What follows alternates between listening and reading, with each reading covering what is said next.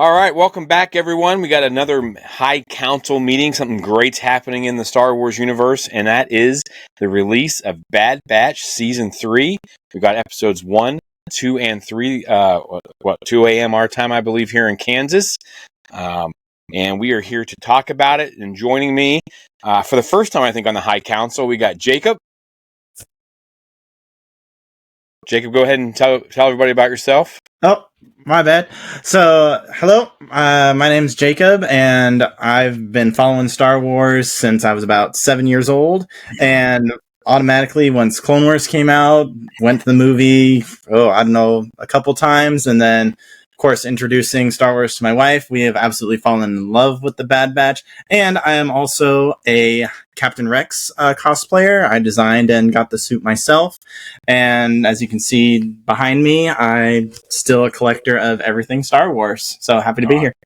Awesome. Thanks for joining us, Jacob. And of course, we're also joined by Eric. Eric, how are you doing?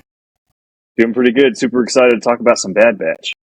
Yes. Eric and I got to watch the first 2 episodes together, so that was pretty fun. And of course, awesome. The one and only, the coolest guy in Salina is the Brandalorian. That's me, SK down and bound, baby. You want to tell me about yourself?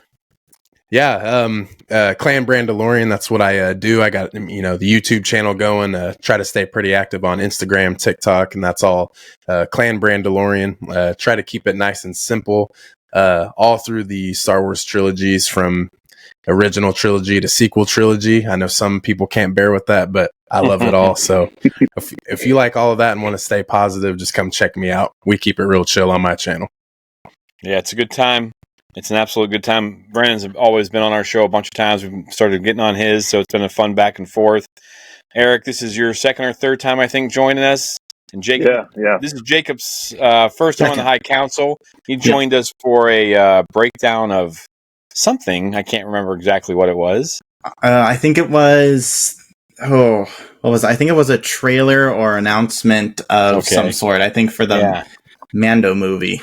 Okay. Yeah, maybe that was it. And then Jacob's also, like I told people, like I told Eric and Brandon, we've gone to some Comic-Con or some Star Wars celebrations together, and we are working on some stuff for the YouTube channel that'll hopefully come out this summer. Absolutely. It's been a little bit harder to get rolling. But anyways, let's go ahead and dive into Bad Batch Season 3. What are your guys' first of all, what is your feel for Clone Force 99 from the start of Season 1 to what we've seen today? And then, which season has been your favorite, out of 1 and 2? Obviously, we're only 3 episodes into Season 3. But, Brandon, do you want to kick us off? Yeah, if we're talking about feel, man, it's something different. It's the end. And I feel like the writers and Disney, it seems like we're trying to, tie into a trilogy of some sort specifically. So, with that being said, that it has to be done perfect. And I think so far everything feels perfect. I think the timing's great. The pacing's looking really good. I know a lot of people didn't like the first episode as a filler, which it's the first episode of a season. So, I guess some people have never watched a TV series before. So, but yeah, I think it's great. It shows what Omega's going through. We haven't seen them in, over a year and a half now. And we're finally catching back up. But I think the foot's on the pedal. I think Disney's really going out with a bang with this season. So I'm excited. I think they went 3 for 3 this week. Awesome. Eric, how about you? Yeah, I agree. I think so far we're got off to a great start.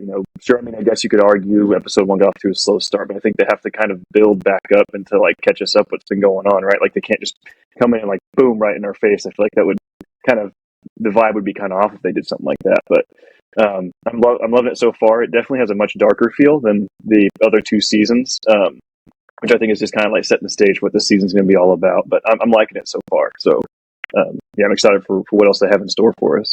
Very cool. What about you, Jacob? Yeah, I definitely agree with Eric. With season 2, the tragedy of season 2. But I got to say, with the writing and the direction that it's been going and it has been going, It mimics a lot of the original trilogy patterns, which, you know, Lucas is quoting for saying it's like a poem, you know, it rhymes. When creating Empire Strikes Back, the director, I can't remember his name, but it's quoted in the documentary Empire of Dreams that someone had to die. You know, and that's the reflection of season 2, and even at the start of Return of the Jedi. The heroes are in a dark place, and these first 3 episodes definitely set that tone and set that pace. And now we have a glint of hope, which is exactly on pace for what Star Wars is and what it's all about. And these first 3 episodes absolutely reflect that. It's a dark place, but there's light at the end of their tunnel. Absolutely. Yeah, that's definitely something I pick up on too, Jacob. Sorry, Jimmy. Just kind of like the hope that is Omega. That's something I definitely picked up on too. Is like Star Wars kind of have this overarching theme of like hope in a really dark place, and that's something that I really noticed with Omega in that first episode and this first couple episodes. Yeah. Mm-hmm. Irvin Kershner. Yes, that's what it is. Irvin Kershner, who is the director of Empire. Mm-hmm. Yeah. So, yeah, okay. So, and I guess I should give everyone a warning, fair warning, that this will be a spoiler-heavy. Everything that we've seen, that we know about the Bad Batch from seasons 1 through 3 will be fair game moving forward. You guys did an awesome job of not saying anything, so I appreciate that. So fantastic. Is season 3, episodes 1 through 3, is it what you were expecting? And we'll just keep going in kind of in the same order, Brandon. Was it what you were expecting? Like, you know, we saw that trailer that was just like action-packed and insane looking. And then we got a pretty slow. I really liked the first episode. I thought it set an awesome tone. But, you know, from the trailer to what we got, was season 3 so far what you were expecting? Yeah, I mean, I already sent Disney an email on why Quinlan Voss isn't in the first episode. I mean, it's pretty apparent that he should be there. No, I'm just joking. But no, like you said, I think the way we get that fresh start was really good. Coming from the trailer, you know, we see Asajj Ventress, Fennec Shand, Cad Bane, like just those 3 right there. It's like you already know the season's going to be good, and their presence doesn't need to be rushed yet. When that happens, I know it'll happen at the perfect time. But what I was really hoping for was a catch up, and I feel like that's what we got. And I love that Omega is really like the focal point. You know, we get to see Hunter all the way down through the rest of the group. In the first season, Omega's kind of a confused character. And then the second season, we kind of build more on like Echo and Tech. And then obviously, you know, like you said, spoiler warning, our boy Tech isn't here anymore, which sucks. But, you know, we're going through different characters, and I feel like this is Omega's time to shine. And that's what I've been waiting for, because I was one of the confused people at first. So I think right now, with how the trailer's kind of tying in, I think it's taking a good start, you know. So I'm just glad we're getting more backstory about what is exactly going on. Awesome. Yeah, I would agree with you completely. Eric, what about you? Yeah, I agree with Brandon, trying to see like what's going on with Omega, because like you said, like the first few seasons, she just kind of tagged along, and like we're trying to figure out why she was so special and like kept a secret for so long. And so it's really cool to see kind of how that's playing out. And within the first 3 episodes, we're kind of getting an idea of how that's looking. So, but with the trailers, you know, it looked really action packed and really exciting. And I think I kind of expected to get a little bit slower of a start. Like I mentioned, I don't think they could come out, you know, bringing in all the new characters and stuff. But I'm excited. I like where they're at right now, kind of helping us catch up with what's going on, and really set the stage for what's going to happen here in the future. Cool. Yes. Yeah. Jacob. Yep. So immediately from that first trailer, I'm a clone guy, as you can see by my sweater and my pops and everything, and being an action figure of Captain Rex, quite literally. Seeing, you know, all the capabilities, you know, the clone turbo tanks, and of all the clone commandos, at least the armor that's present throughout literally all 3 episodes, and just understanding the cloning process. And even in the second episode with our little surprise that we got in the form of 3 new characters that we're introduced to. It's just great. It's going to be action packed, definitely playing into the fan service, and exactly that. It's the build up. You can only do so much within the first 3 episodes, but you also got to keep the balance, because we definitely got a little glimpse of what the grand plan is with Papa Palpatine, and then of course, like we talked about earlier, it's the hope that there's still hope that things can be thwarted. But of course, with our timeline, we kind of know how some things go over here, but we also know how some things go over here. So it will definitely be interesting. That's what a lot of these series are doing, is kind of filling in those blanks of, we know the ending, but how are we going to get to that ending, and what's going to happen along the way for all these characters. So in comparison to the trailer, it's going to be really interesting, the part that they play in everything. Awesome. Yeah, I think, it's curious because Brandon, we were just on Brandon's show, and I think you asked at the end, you asked us what were our theories or our opinions of what was going to happen. Mm-hmm. My thing was, I don't know until I find out what Omega's deal is, right? I kept saying that. I was like, I need to know. I kind of had a feeling what Omega was for, and I think we found out. But yeah, so this is pretty exciting for everyone who does, podcasts and YouTubes. There's going to be so much speculation moving forward now. It's going to be insane. But having said that, let's go ahead and jump into episode 1, and we'll just, give me your highlights of the episode. For me, I think on my second watch through, it was the fact that the Lurka Hound droid, his call sign was K9. So I thought that was pretty hilarious. I didn't get that the first time through. That was like one of my favorite things. So go ahead. I guess what we'll do too on this part is, like, I'll let Brandon go on episode 1, and then we'll kind of rotate, and then I'll get Eric go and Jacob go. That way, we guys can get some time to rest in between questions. But yeah, so Brandon, episode 1 highlights, the tone, the score, action, story, whatever. What was it for you? I think it was really, I think the highlight for me is Emery. I was really excited to see how big of a role she'd play. And, we see her right off the bat, especially at the end of last season. She's like, we're sisters, Omega, which, all the clones and stuff, they're all brothers, sisters, but I mean, she's a direct, brother sibling to Boba Fett. So obviously that's a huge, holy Boba Fett, what's going on? Has a sister out there, and it's, and so with Emery telling Omega that, she's a sibling as well. And it seemed more of a blood thing, not a clone, more of a direct clone. So I was like, wait, is she a Fett 3? What is she? Oh yeah. So I thought that was really cool. We got to see her right away.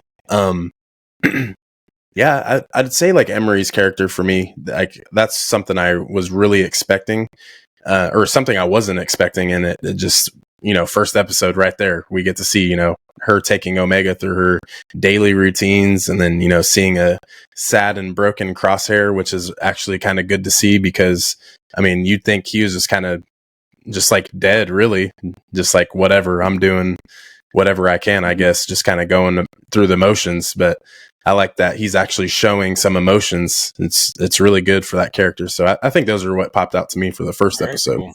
Yeah, it was cool. They're giving you just enough of Emery, but they also didn't give you enough backstory on her, right? Because where was she? What was that all about? And then with the doll thing, I thought that was kind of cool. She's kind of on that fence. I'm kind of curious as what her deal is going to be moving on. But Eric, what about you? Highlights for episode 1? Yeah, so just kind of go off of everything. That's not something I was super expecting. To be honest, I kind of remembered her as a side character, but I wasn't super expecting anything a lot from her. So getting to see her action with Omega was pretty cool, and you can kind of tell there's a little bit of a soft spot there. If they're developing that, it'll be interesting to see how that, how they use that later on down the line. But one of the big things that stood out to me, Jimmy, as we were watching it, was I forgot how much I loved Hemlock as a villain. He's just the perfect mad scientist, and the voice actor's awesome. I just really enjoyed seeing him again, and what he's trying to do, and the perfect cutthroat Imperial scientist is just so cool. I really enjoyed that. And then also them setting the tone with the really kind of darker mood. I liked that a lot, because obviously this is going to be a pretty dark season, I think, with some of the things that are going to have to happen. But those were kind of the big things that stood out to me. Very cool. Jacob? I would say a lot of the character development that you see in it. This is a completely new Omega. Even with Emery, her little bit of character development that you see near the end. As someone that has a background in psychology, seeing those transitions and those developments and the beautiful transition that we got right in the middle, where she had, I think, 21 days that she'd been keeping track of. And then all of a sudden we just fast forward and I don't know. I didn't pause to count how many days that she'd been there, but you could definitely tell that, Omega being separated from her squad, little spoiler going into the next couple episodes, she definitely learns to adapt and to improvise, as many of the clones did during their time during the war, that she was a clone. And it just shows that the character development that she's come a long way with, and without, all her brothers to back her up, without the squad being there, and things are just moving in the right direction, that, everything that Nala Se had planned for her, whether it's direct or indirect, has come to light right now, and she's just at that pivotal essentially puberty point in her skills and her development as a character. Yeah, I mean, I remember I turned to Eric, I was like, she's only been there for 20 days, man, what's the big deal? And then Flash, and it's like, well, I don't know. I want to go a good while, find out, Jacob. Yeah. Maybe I'll do it after this. It took us a second too when they panned her with the longer hair, like, wait, she might be a little bit, and then we saw the marks, we're like, oh wow. Oh yeah. So all right, I haven't really been online much. I don't really care what other people think, I guess, except for like you guys and Jack and Taylor, and we'll talk about it, and all the explorers. But I didn't realize people weren't happy with this first episode. I thought it was kind of exactly what it needed. Like, expect, like, just set the tone, man. I don't know. I know people. Sounds like some of the same complaints with Andor, where like people don't want a story, they just want action. And I think this is going to be more of a movie style, deep storytelling. So everyone just needs to relax and get ready to go. Eric, moving on to you for episode 2 highlights. I have one question that I'd like all three of you to answer. What's going to happen to our new young clone troopers, who, by the way, 2 of them, the younger 2, were voiced by someone I didn't recognize. The third one was voiced by the Daniel Logan, because I had to check it out. I was like, who is this? And it was Angelica Houston that was the mom, the leader of the syndicate, because we were sitting there like trying to rack our brains as to who her voice was. We're like, we know this. That's a pretty big get. Angelica Houston, like, that's nuts. So again, highlights for episode 2, and then just the one question: what is going to happen to our young clone troopers? So, stand out for episode 2. I liked it. I thought, the kind of starting off. I don't remember where to start off, but getting to see where Hunter and Wrecker and kind of me and Jimmy were watching, we kind of noticed like their armor is really messed up. Like, you can tell they've been through some stuff in the time that's passed between season 2 and even the beginning of season 3, and where we catch them at. That was pretty cool to see. And then getting to see kind of that old base. For any High Republic people out there, me and Jimmy were suspecting that maybe the Empire was trying to recreate the Drengir or whatever, that with that crazy plant. That was pretty cool to see, and getting to see those clone troopers, get the 3 boys and kind of get them to change their mind about being more cutthroat and kind of, join the Brotherhood, if you would. With those 3, I'm not sure, because, they talked about dropping them off at the planet where they could be refugees and like start a new life.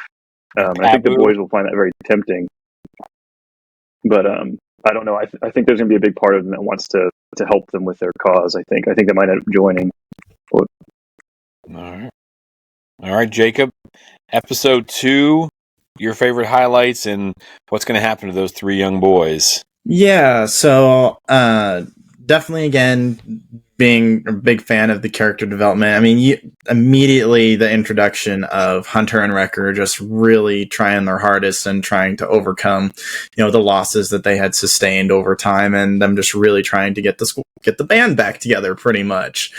So just them understanding, really how broken they are and how dependent they are on one another, but also weakens but yet strengthens them all at the same time was just really moving and pretty emotional too, because these are characters that almost anyone can relate to and to connect to, so it's in one way or another, so it's just heartbreaking to see it. But I will say it will be definitely a hot topic, but I gotta love the killer plant. There's definitely something about it. It brings me back to the Halo Flood days, is reminded me with the little creature just running around, seeing the three of them just lunging at your face and just trying to eat you. Always terrified me. Yeah, right. So it definitely reminded me of that. And also, what's also interesting is, I think it was Clone Wars Season 1 or Season 2, Mystery of a Thousand Moons, with the Blue Shadow virus, where Obi-Wan and Anakin, had to go get Rigsaroot, I think is what it's called, and the boy that helps them says, "Don't touch the plants, it makes them angry."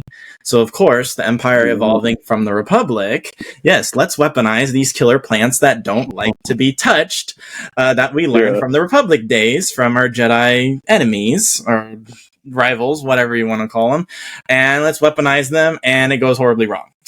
So I just felt that was very Empire, very on theme, and definitely appreciated it. And in terms of our 3 extra clones that we've got, if I've learned anything from definitely Season 4 of Star Wars Rebels, it is definitely that I believe that they will definitely play a part in our season finale, because that's when the whole gang gets together and all these new characters that we've introduced and that what we've been teased about in the trailer, I feel we're all going to rally together and defeat the bad guys and bring down the Empire. So that's something that I'm really looking forward to, that if they follow that on theme, that it's going to be one heck of a season finale for sure, already looking ahead. Very cool. All right, Brandon, what about you? Yeah, that was some good stuff right there. Man, yes, episode 2, I almost said season 2. Episode 2 was a nice, it's kind of like a get back. We get to see Wrecker and Hunter right away. I like how they bring that pike up. I'm a huge Book of Boba Fett guy, so I was like, oh yeah, I got to see these little pesky pikes. And I love how they give Duran his his horn back. That was pretty cool. Yeah. So, getting some intel from their leader, and I knew it wasn't going to lead them right to Mount Tantus. I knew that they probably were behind or delayed quite a bit. Way too easy. Yeah, way too easy.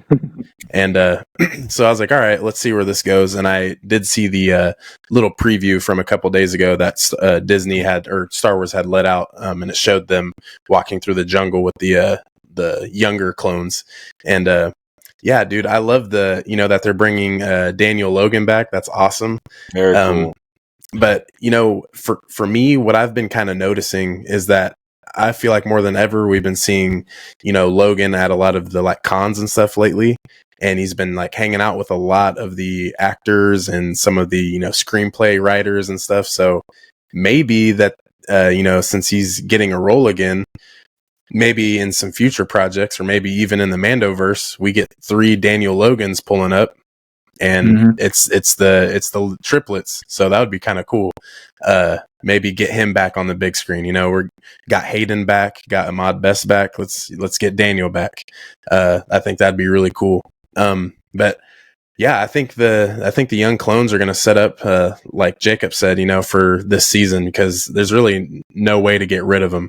I feel like, especially in the Marauder, they zoomed in on Mox's face. I think that's his name. Yeah. They zoomed in right on him when he's kind of, discussing his feelings and stuff about what was next. And I feel like the camera, the zoom on him was just a little too long. So maybe they're going to play a more significant role, or sometimes that kind of stuff happens when someone dies. So hopefully that's not the case, but I think they're going to play a big role. Episode 2 was just that action we were waiting for after episode 1 for sure. Yeah, absolutely. I thought it was a good mix, action, and you just felt. I didn't think about the loss of Tech. You know, they don't have Echo, they don't have Tech, and those are kind of the two like brainiacs. So you know it's got to be tough because I mean Hunter is like an all-around dude, but he's not great at anything, but he's good at everything. And of course Wrecker's Wrecker. So like, I mean, they are, you know, a couple steps behind, I think. So I'm curious to how that'll work out. And I was wondering, I think I leaned over to Eric and was like, you know, these would be 3 boys that Omega could hang out with. Could, you know, there's a whole story, I think. You know, we have heard that there might be more coming after Bad Batch. So who knows? But that'd be cool if, you know, Daniel Logan could get back into it. But yeah, episode 2 was awesome. Killer plants, all those good things. Possible Drengir, you know, High Republic connections. So, episode 3. First, I need to ask the little thing with the blood samples in it, like clicking every once in a while. Did that so stress good. you guys out? Like, I was like, yes, every that's so time, good. I was like, what's going on? Like, that is like psychological. You know, Jacob can tell us what kind of, you know, torture that's considered, but and then of course I have to ask this. I have to ask this, and it's kind of gonna maybe a little bit spoilery. I guess we give spoiler. Is Omega force sensitive given what we find out? So, and Jacob, I'm going to start with you. So, have at it. Yeah. So, of course, I'm a clone guy, so I love the increase of the clone presence that there. Of course, when our special visitor arrived to view the progress that's happening at the research facility. But definitely, it's that buildup of anxiety that the time is ticking, and it all plays a piece of the story. Is that you have the light and you have the dark, and they're butting heads with each other with that spark of hope. And going back to Omega and Emery being sisters, I'm wondering if that the discovery will be made that if their genes are actually similar, if they are direct clones, so they might not even need Omega, and the story evolves into, okay, well, now we have to save everyone else because they don't need me anymore, because, you know, that's the right thing to do, and so on. It just depends on what angle or what part of the story that they do to dictate or to drive the story a little further, because, yeah, there's the spark of hope and everything can be fine, but we also know everything cannot be fine at the same time. And of course, I'm sure we put together M-Count is midi-chlorians, which evolves into, you know, what happens in the sequels and the story that is told throughout those movies, that this is the steps, and this was always part of the plan for the Emperor to essentially be immortal and to continue living and to continue ruling, that he learned through the ways of the dark side. And that evolution and the interesting piece of bringing Crosshair into it and their escape, it's all full of action packed, and I love the dog. I gotta say, I love the dog. We've got 3. Yes. Yep. I love it, and I think he's gonna definitely play a story, and it definitely feeds into the fact that come the season finale, that the gang's all gonna rally and they're gonna save the day one way or another, depending on how the story evolves and what needs to happen in order for the batch and the squad to be back together again. All right, Brandon. Man, episode 3. Ooh, okay. There's a lot, man. You know, I was looking. I wanted to kind of figure out what is making Omega force sensitive. So I'm like, okay, well, maybe we see with Sabine, you know, I didn't think that she was going to be a force sensitive character, but she's shoving Ezra with the force across planets now.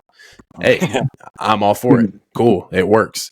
I like it. And I like how Filoni was addressing more of George Lucas's theory that, you know, it's like karate. Everyone can wield it, but some are going to be better than others. I like that. So, you know, Sabine finally showing that side of her. I mean, great warrior already. So I think they already took that out with her. So what I was thinking was maybe Sifo Dyas might have had a bigger role in the cloning as well. Maybe he had some sort of sample of his that when they were making direct clones and they made the female version of Boba, maybe some of Sifo Dyas's blood was put into Omega's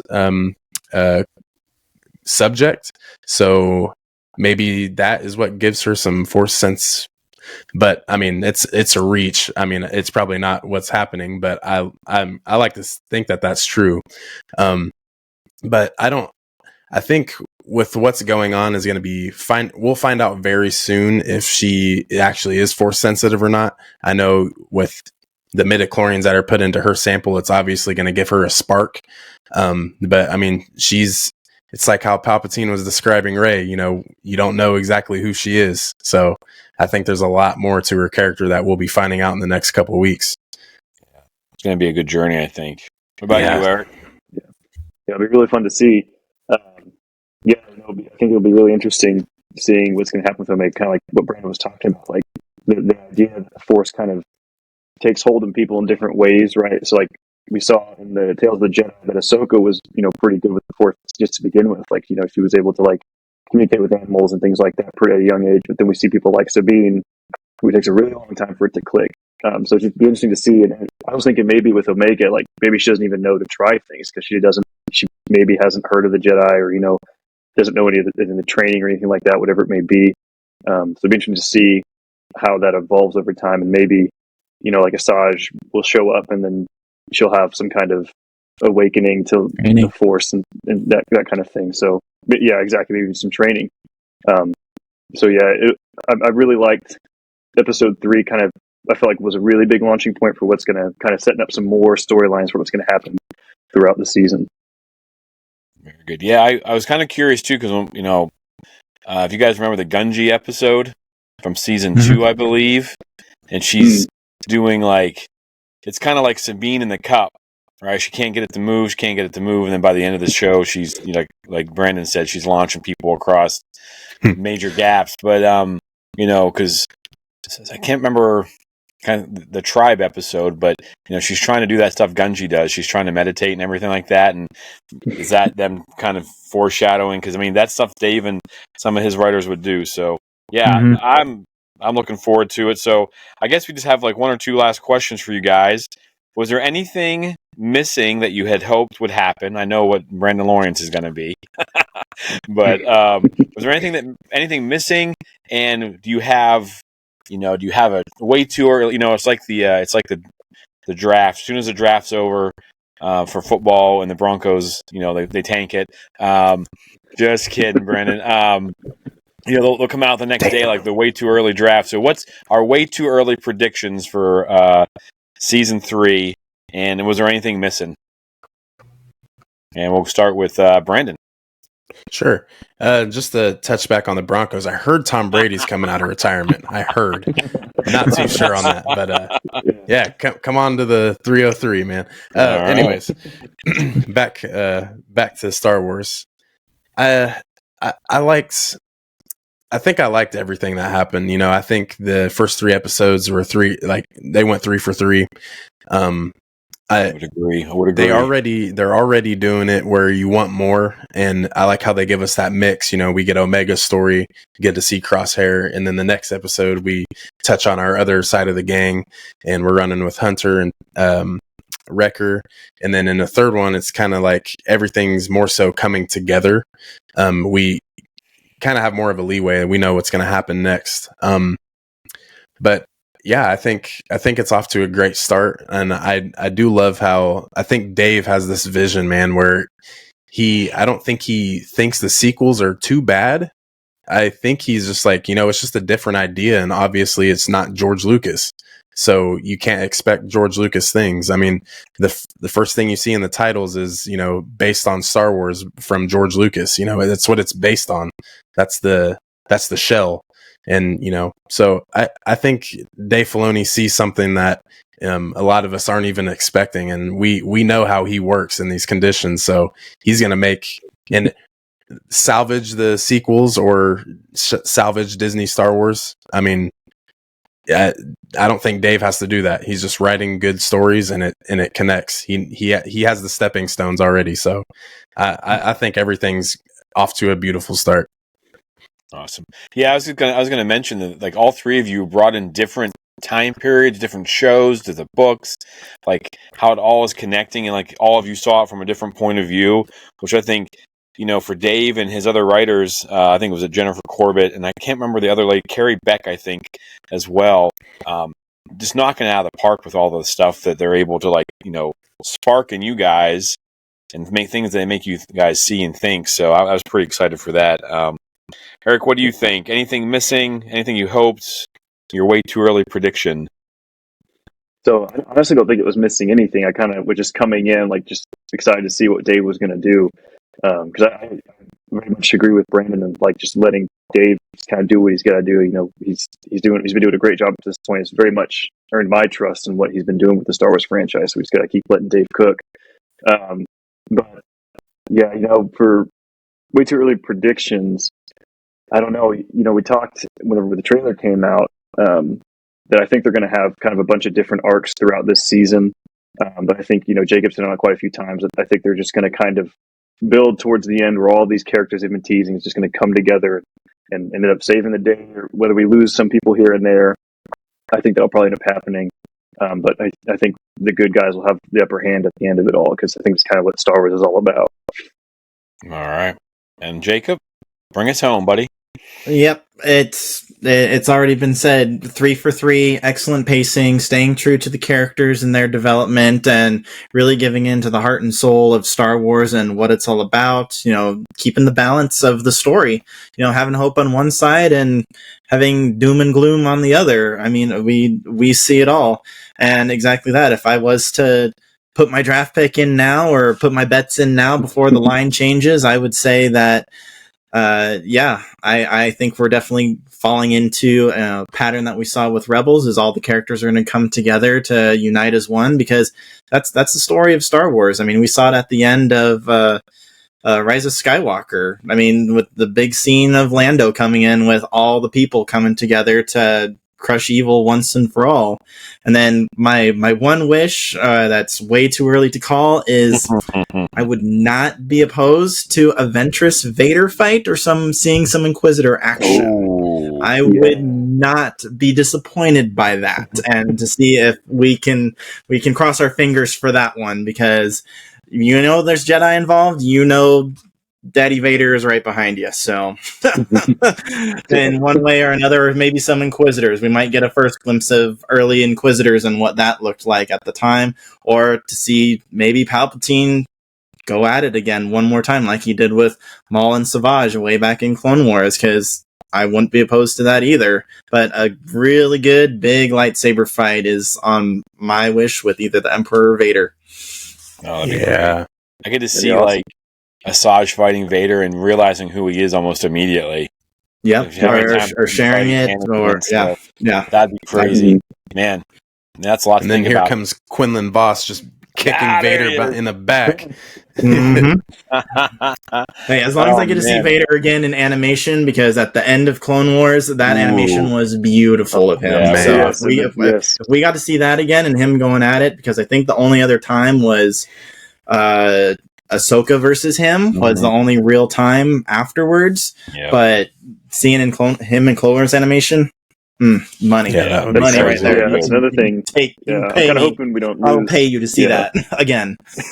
What's that, Eric? Yeah, I'm kind of hoping we don't lose the Clone Wars animations. That might be wishful thinking for me, but the Bad Batch kind of seems like the last kind of hope for us to kind of have that Clone Wars animation that we've all kind of grown to love. Yeah, and it's just getting better and better. I feel like season 3, it's just kind of, the animation's been getting better over time. It looks so good. Yeah, I was binging season 2, and I've got 2 episodes left. And my wife's like, "Doesn't even look like a cartoon," she says. I'm like, "Yeah, it's crazy how good it's getting." But before we sign off, I don't want this answer. I just want you guys to think about it. And I'm sure we'll come back to it, when the season's over or something like that. But what does victory look like, given we know what's coming? So something to think about. And for all the listeners and viewers out there too, what does victory look like? Because we do know what's next for things, right? The end So game. kind of what that is. And then I just want to thank all three of you guys for hopping on here and joining us on our High Council meeting. And we, welcome Jacob to the High Council, and now he's Thank now you. a Jedi Master with everybody else. And just real quickly, we'll go around. You guys tell people where they can find you, and then we'll sign off here. So go ahead, Brandon. Yeah. One more thing to throw out there. I saw a tweet earlier, and it was like, why does Hemlock look like Snoke? So check this out. Here's a good idea. What if, the Bad Batch ends up winning and defeating, the Empire and what's going on? Maybe they need Omega one last time, but they end those chances. Palpatine takes it out on Hemlock, making him kind of the host body. But obviously over time, and maybe even just beating him up, maybe shocking him with Force lightning. That's why Snoke looks damaged. Blue eyes. Yeah. It's crazy. It's a weird look. Yeah. Oof, that is. That being his ultimate punishment. High Council episode 4 coming soon. But yeah, that would be nuts. But yeah, just like earlier, guys, Clan Brandalorian, you can find me on all socials, mostly on Instagram and YouTube. Just pretty much anything within the Star Wars universe. Go over lore, theories. Got a pretty big addiction behind me, so I like to talk about the Legos and the Funkos and just kind of discuss them. And I got something I will be building. I showed the guys earlier, but I will I'll tell you off screen, Eric, but we'll get into that. It's a banger. Looking forward to that. Stay tuned. Yeah, so I don't really have any big socials, but I try to be as active as I can on the Facebook group. So I'm on there commenting on stuff. So we just got the announcement that Battlefront 1 and 2, the original one from Pandemic's being released, and I think Jake posted something about it. So excited to see how that's going to go, and try to stay active in that group. So you can always find me over there. And Jacob. Yep, and you can find me right here at Explore the Force. I, too, do not have any major social medias that you can follow me on, but I'm looking forward to providing more content for the channel, and you can look forward to seeing me there. Awesome. Again, guys, thank you. And for all of us, we have spoken.